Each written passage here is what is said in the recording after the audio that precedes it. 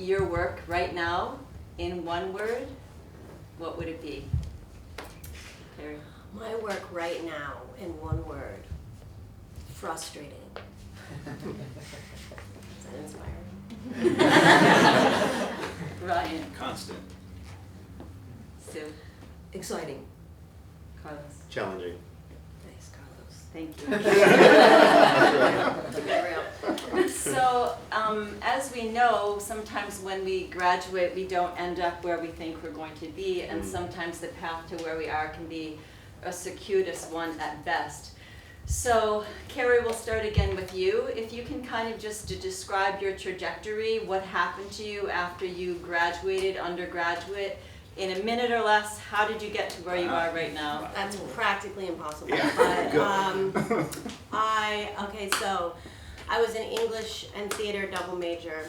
I had an internship out of school working in for a producer in Beverly Hills, and I then got a job working for the manager of Anne Margaret, Burt Reynolds, Joan Collins, and Morgan Fairchild. Fascinating. And I did that for like 2 years, and then I realized, wait, but I want to be an actress, and so I quit, and I got a job waiting tables at Jerry's Deli, and then I started booking sitcoms, and I booked a bunch of sitcoms. And then I thought, I hate this. I don't like these sitcoms. I don't like doing it. I don't feel creative. I don't feel excited. I was coming from the theater. I was like, let's do Macbeth, and it's just red walls and one chair. Go. And that is not sitcoms. But the money was good. But I was like, I don't care. And then I made a movie for like no money at all, and we won an award for it at the Newport Beach Film Festival. And then I had money coming for another movie that I'd written, and that money never came. And then I had a breakdown, and I sold everything I had and moved to Maui. And I came back 4 months later, and I was like, and then I ended up doing a web series based on the movie. And then the web series was super, super popular, and we got paid. We were going to get paid like $350,000 to do the next part of the web series.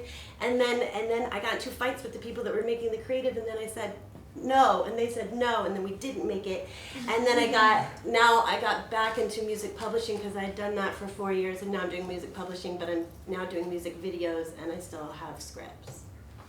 Nice. That's impressive. So What happened right after? Yeah, like what was your path Oh, from my undergraduate to how you got to where you are now? What was that path like?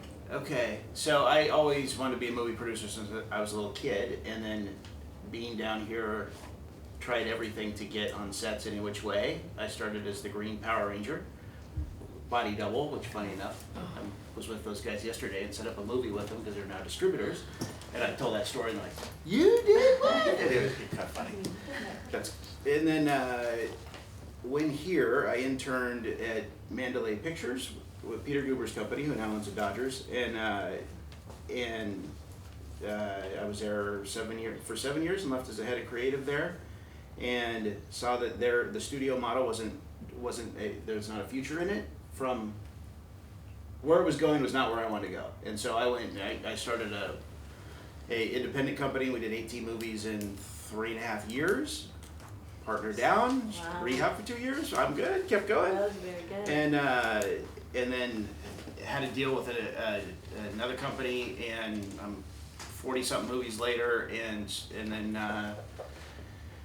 started a distribution company and a film fund to do everything backwards after having a movie that didn't go well. And then the distribution company, we got sort of anointed by Governor of the state of New York, and we now have a 100,000 square foot facility up in Syracuse, and we have offices in Albany, and we have a commercial division out in New York City. And so, yeah, I'm leaving out a lot, but I'm trying to keep it. Minute? Becky? That is great. Snapshot? All right. In theater, I did films. I work at the Huntington Library. I started out wanting to be a high school English teacher. I was an English major here. But the enrollment started dropping when I got out, so there were no jobs. And I had to be waitlisted to be a substitute teacher, which there is nothing more demoralizing than being a substitute teacher except being waitlisted. So I said, this is nuts. So I substituted for about 4 months, and I said, I can't take this. I didn't know what I was going to do, because the whole world knew that there were unemployed teachers out there circling the waters looking for jobs. Well, one of my teachers, my professors here, Professor Gilbert McEwen in the English department, suggested that I go see what they had at the Huntington Library. And so I did, and I got hired as a page. and that's a job title so low they don't have it anymore. And I was pasting the labels on the spines of books, and I was shelving books on the shelves, and I'm like, oh no. But I began to learn, and I learned that's where I wanted to be, working with manuscripts, working with rare books. So I went back to library school. I got a master's in English here at Whittier, so double master's, and then I ended up back at the Huntington, and I'm the curator of literary manuscripts, so I collect authors' papers, and in case you think that's really boring, etc., some of the authors that I've met and that I know to a certain extent are people like Amy Tan, A.S. Byatt, Jane Smiley, Hilary Mantel, Ian McEwen, Martin Amis, Christopher Hitchens. I know Don McCarty, the portrait artist. He's painted me, you know, because we have his partner's papers, Christopher Isherwood. Today I was interviewed on KPCC, which is an NPR station, by Larry Mantle for his Air Talk show, to talk about some of the digital issues that we deal with in libraries now with electronic records. So, you know, a lot of my job is behind the scenes, but again, I work with literary manuscripts. I'm working with correspondence and literary drafts, photographs, ephemera, all the kinds of material that comes in with an author's papers. And it's tremendously exciting. I also have film scripts. We have play scripts. For example, we have collected multiple copies of various scripts for the entire history of the Mark Taper Forum, from their beginning through the current season. Every season, we collect the previous season, and we have over 13,000 scripts now, I think. And they're not heavily used yet, but it's an investment in the future. And that's exciting because we also have production notes for walking on the stage, things like that. So, you know, if you're intrigued by this sort of something ancillary to theater or film, this might be something you could head for. Thank you so much. Carlos. Yeah, so graduated with a degree in business, then went to work for a startup doing desktop video conferencing. That was fun. I learned a lot. Didn't make anything out of it, but still, you know, it was a good learning experience.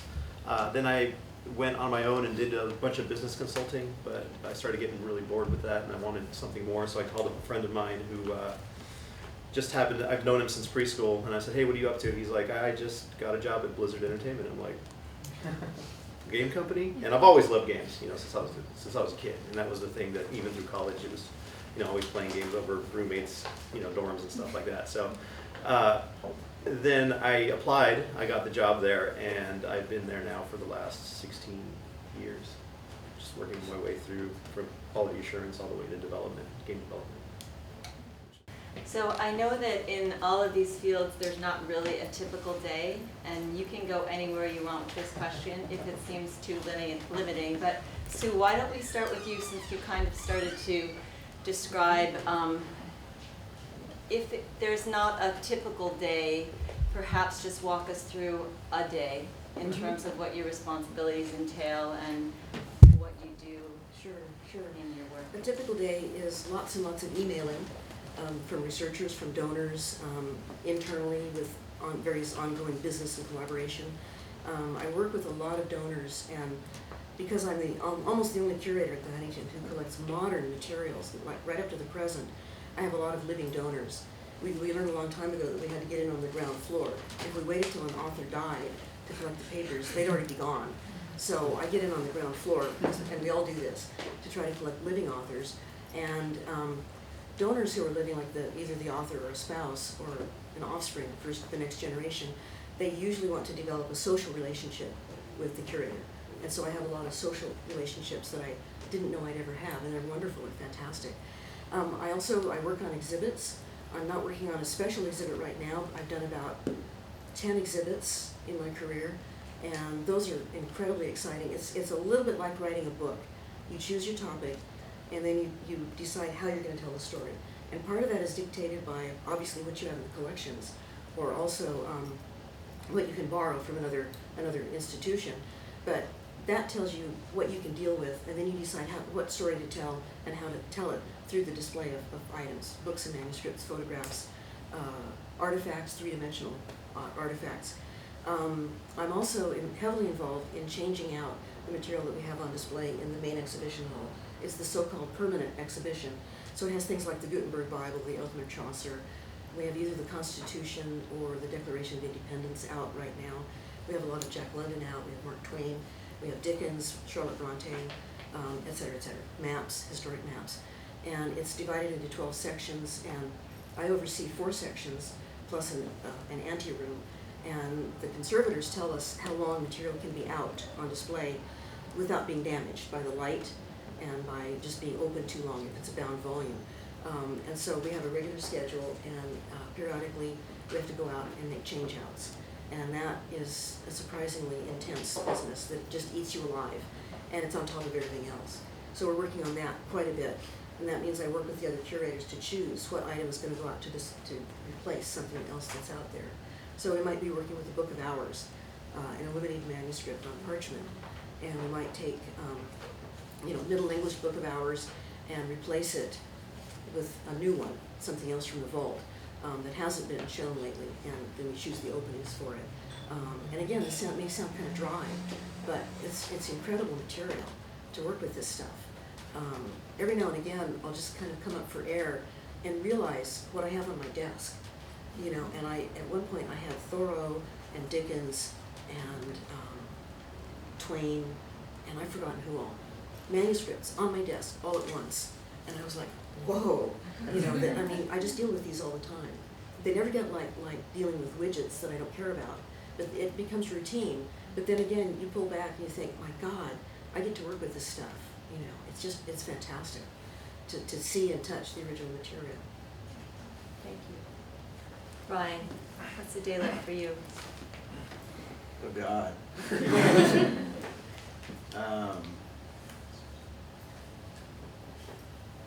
That's a really loaded question. Totally different if we're in the middle of production on something, and you're making the movie, so it's whatever your schedule is, and pre-game with everybody and go. Hopefully the coffee's good, because it's gonna be a long one. And then, but typically it's like, it starts with everybody on the East Coast waking up, so about 4 a.m. that starts everyone, political, financial, and then my partner, okay, kind of spills into Central Time, and I'm gonna deal with my film fund that's out there, so I get all those guys for an hour. Then the West Coast starts to wake up, and it's all the agent producer types that go until mid-morning. Then the creative types start to wake up. Hopefully lunch works out. It's great. Then you're attempting to find, a period of catch up, emails, deals, whatnot, try to close out. As the afternoon goes, then everybody starts going into crazy mode, where they're trying to wrap out their day, and all the creative types start going a little bit nuts for no apparent reason. And then that spills over into the evening, and then somebody undoubtedly goes crazy right around 8 o'clock, and then you gotta talk them off the ledge till about 10. And then another whole thing of catch up until about 11, then hopefully you mix in a martini and fall over, and it starts again. 4 hours of sleep. 4 hours of sleep later. Yeah, 3.5 last night. It was a big one. Wow. Yes. But every once in a while, somebody has something great, and you stop everything, and you figure out a way to make it. Well, That's when it's fun. Carlos, what's your day like? It can vary. Because games now are more of a full experience. Take for example World of Warcraft. It's a massively multiplayer online game that's global. So get there in the morning around 9 o'clock. Meet with the European group because it's their evening. We talk about any potential issues or any marketing promotions and various things that they have that they might want to run with the game. And then after all of that's over, then it's meetings with our development groups, the various artists and programmers and designers, to try to figure out if we're meeting our schedule, what do we need to do to actually hit that. If there are any major obstacles that they actually have, because part of being a producer is clearing out the obstacles so the creatives can do their job. It's one of the biggest things that you can do. And then in the evening is all of Asia, so around 6 o'clock. It's their morning, so then we do the same thing there. What are some of the big problems that you guys are running into? What are some of the customer service issues? How's the operation of the game actually working? Are there any big interesting things that are coming that we don't know about? For all you people that love China, there's a lot of interesting business side stuff that you've got to deal with, especially when you're going through with a partner, dealing with a partner there, or dealing with censorship and regulation. It's a big deal. And if you're a popular American company, you get scrutinized a lot more than anybody else would. So yeah, but it changes. Every day is different. Makes it cool. Carrie. Well, it depends on what I'm doing. So if we're in the middle of producing a music video, it sounds very similar to Ryan's day, minus it being in New York. So it doesn't happen as early, but all the same. You get to sleep in. I get to sleep in, and particularly it's musicians, so I get to sleep in until like noon.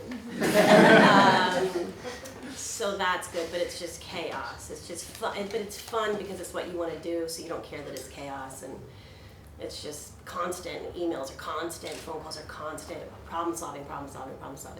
And then since I produce them as well, but I'm also a director, I also have to keep the creative head on, and at some point I have to be able to shut off all of the emails and the this and the that, and just be like, okay, I just need to focus on what I'm doing. And you sort of have to really demand that as a creative. You really do. Particularly if you want to be a creative who's also producing. You have to know when to say, now that's your problem. You have to learn to delegate so that you can have time to be creative, or else you just make shit and no one cares.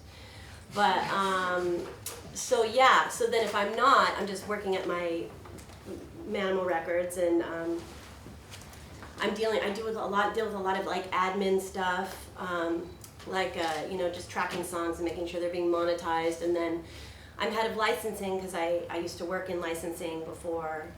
And my friend is a really big music supervisor, which a lot of people don't know about that job. Talk to me after.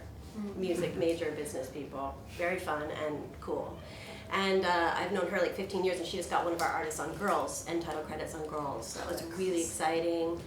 And we were really excited, and I had just directed the guy's video, and the video actually just premiered on this music blog called Grammy Goods, which was really good. We got a good shout out for that. And I guess I'm just constantly, it sounds a lot like his, but if I'm not doing anything, then it's kind of more boring. And I just kind of try and figure out ways to get out of work and try and talk to the boss and be like, I could just do this from home. Similar to how I used to get out of Shakespeare class. You could just phone that in. Very right? similar. Yeah. I used to pretend to get a nosebleed and be like, oh, I gotta go. So we'll do about 3 or 4 more questions and then open it up to all of you. So Carrie, we'll start with you on this one. So it sounds like all these jobs that you all do are very multifaceted. So if you could talk about one skill or maybe a set of skills that you personally brought to the job, and then any of those that may have been fostered in a liberal arts setting, and maybe that's also addressing like what is maybe one of the most important skills that you need to have in your particular line of work. And I know that they're all varied, but do you want to talk about that a little bit? Well, definitely, I think being a theater major, and I was involved in like an avant-garde theater company even when I was in high school.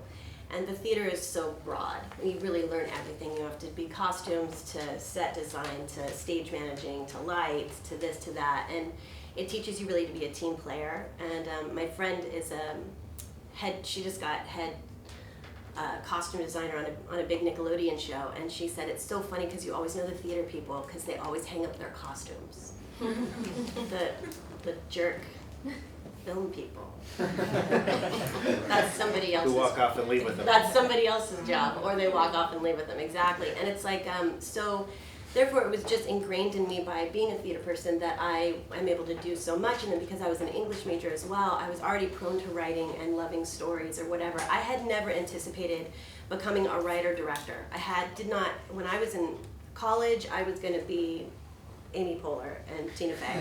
And you know what, if I would have kept up with the sitcoms, I would have, but I also just would have been miserable and unhappy because it's in no way creative at all, and I didn't really realize that.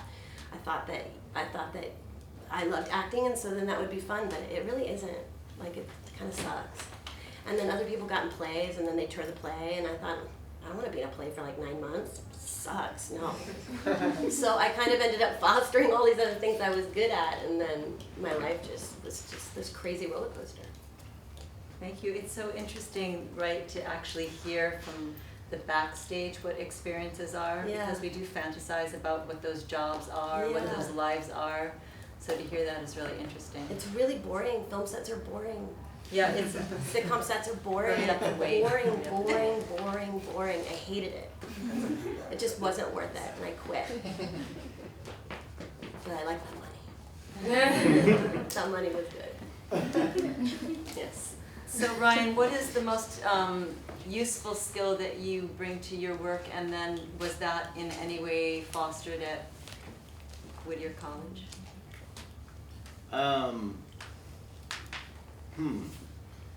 And don't say drinking games, because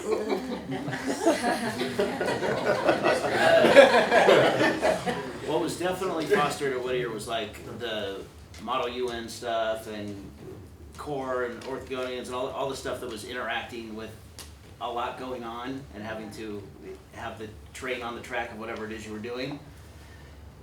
That became then constant. And so, and yeah, and in the studio days, we're at Sony and Paramount, it's like a phone with a department for anything you needed, you know? Legal was there, and there was props, and anything you could imagine, catering, everything would just arrive in 15 minutes flat. Very nice. And then independent side, you have to be every single thing on that phone and 100 other things. Add bail bondsman, interventionist, and so then you learn a whole lot of other skills that you had no plan on becoming good at. And so anyhow, forced into being an expert on a whole lot of things. And anyway, as the career has gone on, it's like there's nothing that somebody else is doing that I don't know exactly every play in their book, and usually 10 steps ahead of them. And so any of my partners in any situation, I can say, all this is about to happen. And then the next day, boom, boom, boom. So, yeah. Whittier. I blame Whittier. But you think fast on your feet, right? Oh, It God, sounds have like to, that's, yeah. absolutely. But that was Model UN 101. Yeah. Get up and get screamed at about something and come up with Come up a with point a of plan. view. Yeah, good, thank you. Debate. Both of them. So, what about you? Okay, well, first of all, being an English major was actually, completely central to what I do now.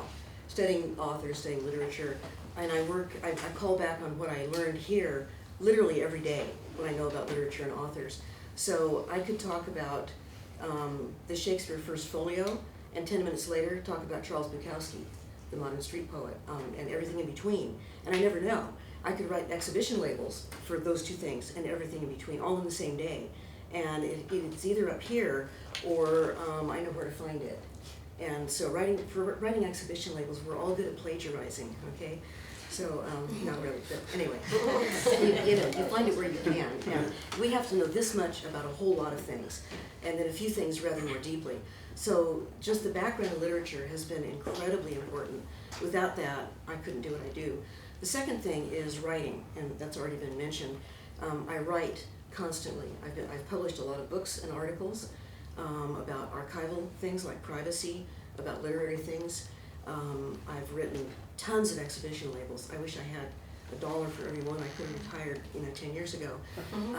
I write everything from legal documents that are donor agreements all the way up to article and book manuscripts and everything in between. And sometimes the library director might contact me and say, Sue, can you write me up a document that will support this gift that we've already had? And I need that in about an hour. And then I have to write quickly. I can't sort of sit there waiting for inspiration to strike, waiting for that opening line. I've got to get going on it right away because he needs it. He might need it for a meeting. So that happens a lot. And then the third thing is public speaking. I give a lot of talks and lectures. I've lectured throughout the United States, including Alaska and Hawaii. I've lectured in England, in France, in Canada. I've been all over, and I speak quite frequently to every kind of audience, from public audiences to conferences to scholarly lectures, every variety. And again, about a wide range of things. So I always think that what I know is maybe broad, but a little bit shallow, but with a little more depth here and there. But those things are really, really critical. If I can't write and if I can't speak well, then I can't do my job. Those are integral parts of what I do literally every day. Thank you. Carlos? Oh, let's see. Whittier was really interesting for me. Aside from just the business stuff, I think it was the opportunity to try a bunch of interesting other things, right? Like I took a painting class. I took a couple of computer science courses to learn how to program. And that helped me out a lot in what I'm doing right now, right? Because I mean, producer is like a jack of all trades, master of none, right? So you have to know a lot about a lot of different things, but you're not an expert at it, or else you'd be doing it, right? So I understand when a programmer, shows me a line of code and says, here's a problem, or when an artist is looking at something, going, what do you think about that? Being able to comment on it effectively, and most importantly, being able to interpret what somebody's saying, because like a programmer will come up and say, can't believe artist did this, this, and this, and blah, blah, blah, and then the artist will go, what is he talking about? I don't understand. So being able to interpret that so we can effectively clear that obstacle is super important. One of the biggest things in being a producer or in many of these fields is just soft skills. Being able to interact with people, all kinds of different people, from all, cultures, understanding cultures is super important, especially if you're in a global organization. When we talk about China and dealing with them in business, it's super important to get the nuances of the culture and being able to tailor your communication effectively to whoever it is that you're talking to, and getting to be able to understand what that actually is super important. So Whittier definitely helped me with all that. Thank you. So this will be the last, it'll be a compound question, and whomever is ready to answer will just go, I won't call on you. So if you can remember the best career advice you ever got, and then if you were to give career advice to someone, what would it be? And then we'll open it up to questions from you all, so start thinking about what you want to ask. I'll start it off. I would say follow your passion. That's what I ended up doing, kind of unexpectedly, because once I got involved in working with manuscripts and rare books, I realized that's what I should have been preparing for. I just didn't know it existed. So I thought I wanted to be a high school English teacher. But I love what I do, and every day I look forward to going to work. Every day is different. Not a day goes by that I don't learn something. Not a week goes by that I don't learn of something more in the collections at the library that I never knew we had. So the collections are vast and fascinating. That the love of that material never goes away. And I love working with donors. I have to be an amateur psychologist because donors come in every variety and shape. And I reckon that by the time I retire, I will know how to handle donors, how to work with them, everything I need to know, because I've had donors lash out at me because they're going through such emotional turmoil at parting with the treasure, their husbands or wives or partners' papers, the parents' papers. This is the treasure that they've shepherded for many years sometimes, and they part with it. And it's a huge emotional thing. So I've had people just chew me out, and I've had others start to cry. I've had others say, get rid of it, I don't ever want to know about it again, just get it out of there, take it, I don't want to know about it. And then start to cry as the truck rolls away. And then email me and apologize for crying. So it's just this emotional turmoil. And I think I had a teaching minor in psychology here, and I think that helped. It helped me be more in tune with people. And working with so many donors, I have to learn to read people and understand where they're going, where they're coming from. But be passionate about what you want to do. As I say, I love to go to work every day. I'm not going to get rich doing what I do, but I love what I do. And I would far rather do that than make piles of money, but hate what I did, or be neutral about it, or not care. But I really care about what I do, and I'm passionate about it. And I try to pass that passion on when I'm giving lectures about authors, or about, literary careers or whatever, or about privacy in modern manuscript collections. I really try to pass on the excitement that I feel with working with these kinds of materials, and in that crazy behind the scenes world where I always joke that the library knows what it's doing to lock us behind closed doors, but and they should probably throw away the key. But no, just be passionate. Do what you really are passionate about doing. Love what you do. It would be interesting to have another panel. I think in different ways you all deal with the notion of creative ownership, It would be interesting to really have conversation. It's so complex now. Yeah. And then the other thing that came up when you were talking is how good that there was that wait list, right, for you. Exactly. Because it forced Exactly. you, right? Yep. And two, for you, Carrie, it's like you think you're going one way and then it seems like it's really bad what's happening, right? But then it turns out to be the catalyst that actually puts you in a place of passion. Well, and I think in my case, I learned a lot through those horrible months when I didn't know what I was going to do. And I thought I'd be waiting tables or pumping gas. You know, I just had no idea. And it was really, really awful, you know, not to know what you're going to do and not have any prospects. And that was a kind of tempering, I think, eventually. It wasn't fun, and I wouldn't want anybody else to go through it. But I learned from it and then did, by luck, fall into something that I love doing. So I was very lucky. Thank you. I would say passion is a big thing, and don't be afraid to start at the bottom. Right. When I started, I was a temp. I took the job for $8 an hour. Why? Because I was passionate about wanting to get into the game industry and understanding it and knowing about it. But have a plan. Make sure you have a plan. You know, short-term goals to get you from, you know, it could be something simple from I want to be a temp. I don't want to be a temp anymore. I want to be a full-time employee. What it's going to take to get there, and then make baby steps to get to eventually what your end goal is going to be. And a lot of times that might be, you might discover that as you go through your journey of working your way through a company.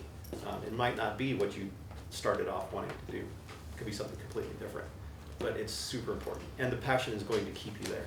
And there's going to be long hours and it's going to be really hard, but you know, it's what drives you. And like you said, going to work every day, loving to go to work every day is awesome. Wouldn't trade it for anything. I would say the same about the passion thing, and I would say particularly if you're going to end up wanting to be involved in Hollywood, there is a difference. There is a difference between ambition and drive. Very, very subtle, but there. Ambition is an obsession with making sure other people see how far you're going, because it's a really competitive thing, and it can just really take you down. You know, you can't be patient, you can't let things evolve, you know, because you constantly feel this need to like prove, look how far I'm getting further. But if you can just let go of that and not need to pay attention to where you are in comparison to anyone else, you're just left with drive, which is, that's what you have to be a creative and make money. You have to have the drive to keep doing it. A lot of people who are really, really creative that I know, who I went to school with here, who are not in any way doing anything that is anything interesting. Stuff I would want to put a gun to my head and shoot myself. And I've told them that much. So I don't. Do they agree? Yeah, of course they know, because like, what are they doing? Like, what are you doing? You're so talented. They don't have the drive to do it, you know? They just don't, you know? But you have to have it. So, but ambition will take you down every time. You might as well put rocks in your socks and jump into a lake. It's just down you'll go, because just other people will fight with you. They want to compete too. And someone's always going to be doing better. They might be doing really good, and like it's going to be like 3 years before you're going to be doing that good, but you don't even know that. And that 3 years they're going to be doing awful. It's like if you can stay just driven, you can stay around people who are driven like you. And then actually there's an entire pocket of Los Angeles that's incredibly helpful and lovely. Everyone has those people. You have those people. You do. I have tons of my friends. Like, you know, when I was working for Margaret Burt Reynolds, all these guys, that, you know, my little friends, they were all assistants at APA and William Morris and CAA, and now they're all big agents, you know, and I can call them up and they're down to help, and, you know, those people exist. But Hollywood's a tough town. It's rough. Cheryl Boone Isaacs was here a little while ago, and she said very similarly, she said there was never anything that she thought she was beneath her to do. She said yes to everything, and she put her head down, and she said, I gave myself 10 years, 10 years to keep my head down, and then to look up and say, where am I now? Which in a day, it's like in this instant gratification time that we're in, that seems about right, because it kind of really takes that long before. But sometimes people hit it big, and then now you're competing with them. Yeah, that's true. But you don't know that no one's going to care about them in 3 years. So it's hard. You know what I mean? Because you're like fighting, but it's like you gotta just stop, but just put the blinders on and go. Just not pay attention to what other people are doing. Thank you. Ryan? Best career advice. Well, an agent pal of mine when I was an assistant, telling him all these things I was doing. I'm developing this, and I've got this, and he goes, I don't want to hear another word out of your mouth. What do you want to do? I want to be a producer. He goes, well then go produce something, all right? And he got up and left. Okay, and so that afternoon, the writer, I said, you know what, you should be this would be a lot easier if you would direct it. He goes, okay, I'll direct it. And then now I'm really in a corner. Now I'm like, okay, now we have to actually go make this. That's kind of how, it was like the swift kick in the pants. The other one was family friend who was directing, was it Wheel of Fortune? Jeopardy. And he gives me a little tour, lets me sit in the booth, okay. And he goes, listen, you idiot, you effing idiot. He goes, 15,000 people get off the bus every day to be where you are right now on this side of the gate. You're here, figure out a way to stay here. See ya. Okay. But yes, if you're, the other thing about all things entertainment is figuring out what you don't want to do. And so you go onto a set and you figure out what everybody does. That's costumes, and that's props, and that's catering, that's actors in the tree, what are they doing up there? And figure out what, you say, I don't want to do that, I definitely don't want to do that, I kind of like that, I don't mind that, but I'm really into this. And you stop at nothing to be that. And because no one wants you there, everybody wants to be in your way, you have to go absolutely take no prisoners through everything, and it's not a nice place, and it's a lot less nice now than it was even when it first started, when it was different, more political, less hostile. And it's just different. It's a different place, but you have to figure out what it is you really want to do. Give yourself enough time to determine that, and then you like the blinders, you target it and let absolutely nothing stop you or get in your way. And be nice. Do it with a smile. Yeah. It's helpful. Well, thank you for answering all of those questions so willingly.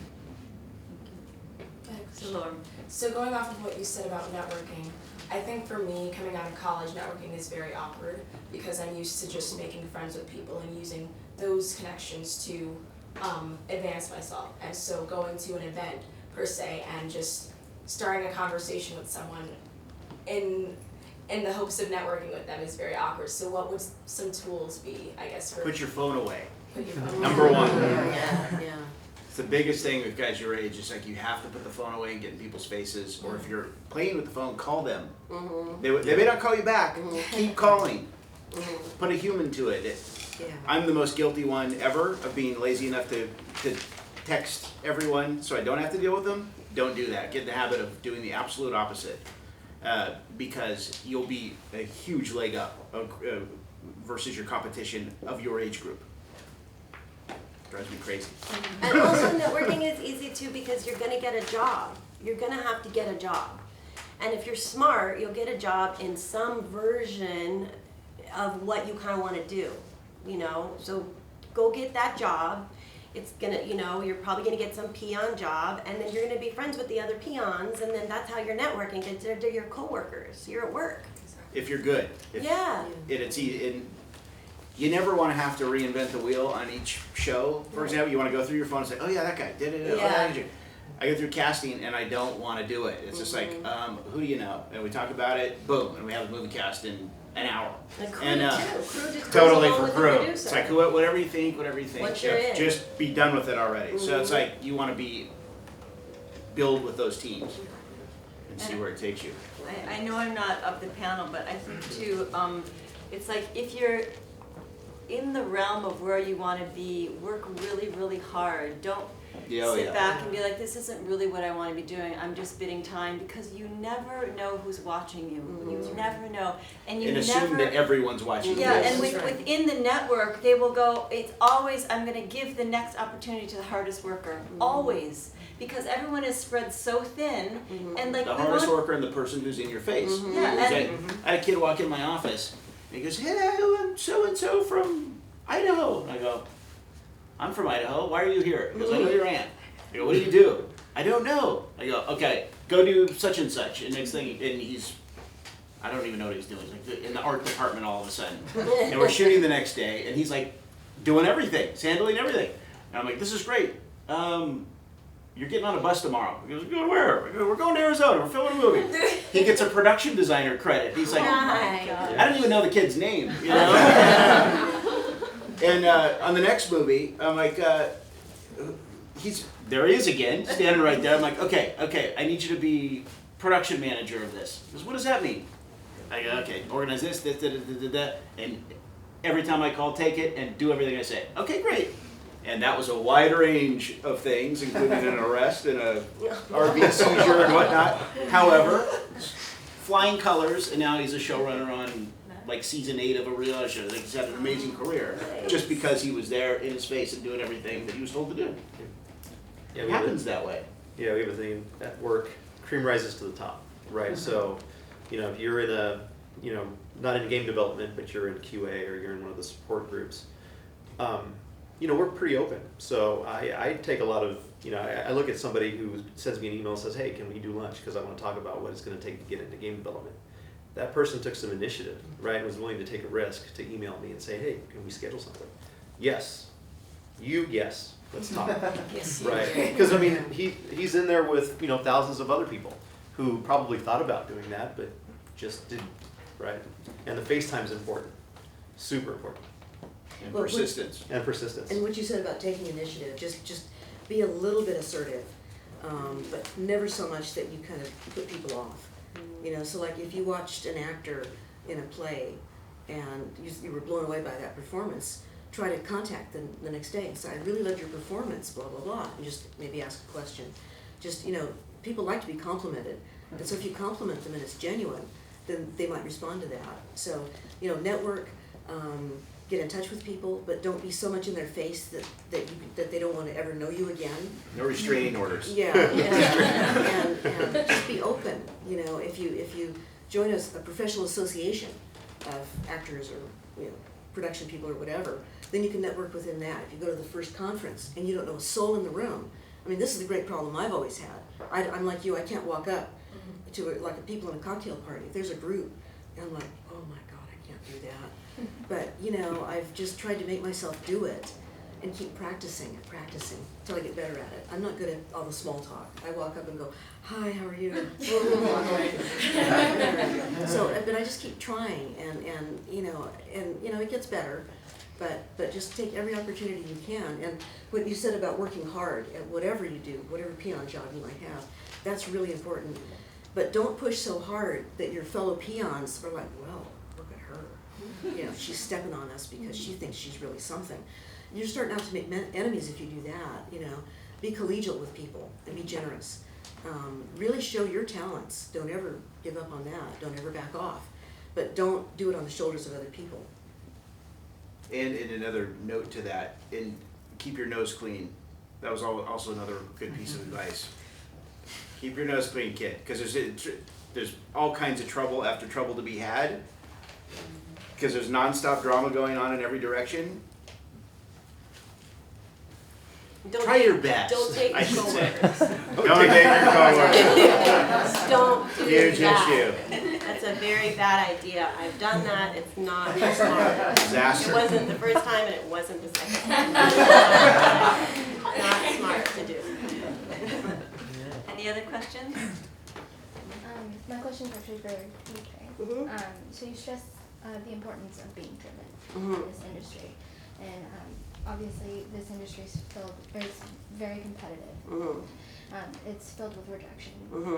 So how did you, or were you ever defeated? And if so, how did you overcome this? I sold everything I had and moved to Maui. Incredibly Does that count? defeated. I was incredibly defeated.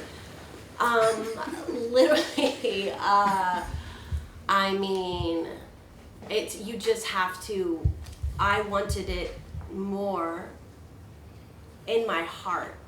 Like, I wanted to do it in my heart. I didn't want to do it to prove anything, or I just, literally, the thought of doing anything else. You know, there was this Madonna quote from like the 90s, and I remember I was like super nerdy and I had it up in my college room. But she literally said, if you can think of anything else you want to do, then don't bother. And I believe that 100%. Like, honestly, it's like he said, it's like going through a war and picking up things, and sometimes they explode and sometimes they're flowers, and you're like, oh my God, I'm so excited. It's like, it's really hard, but it's really worth it if you really love it. And what I love about it is the creation. I love seeing the video at the end, the web series, the episode, being with the editor, the movie's done. Oh my gosh, I mean, it's worth it. But it's hell the whole time. It's torture. Shouting at people, you hate everybody, everyone hates you, and then you screen it and you're like, and everyone's like, I love it. Part of that whole I love you so much. It's when the lights are down and you're in there and you've been You're on like, it oh for my God, a year and everyone you're like, hates it. everybody's gonna hate it. Oh my God, it's terrible.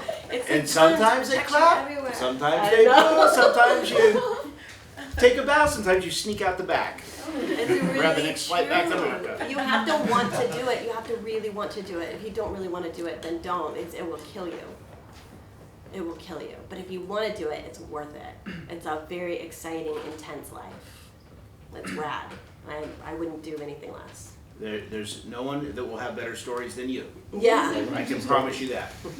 I'm literally writing a 30-minute single cam comedy right now about these stewardesses who, they all had to sign non-disclosure agreements, which is essentially you have to sign if you work with celebrities, right? You can't say anything, and then they'll know it's you, because then it'll end up in the tabloids and then you get fired. It's like a whole thing.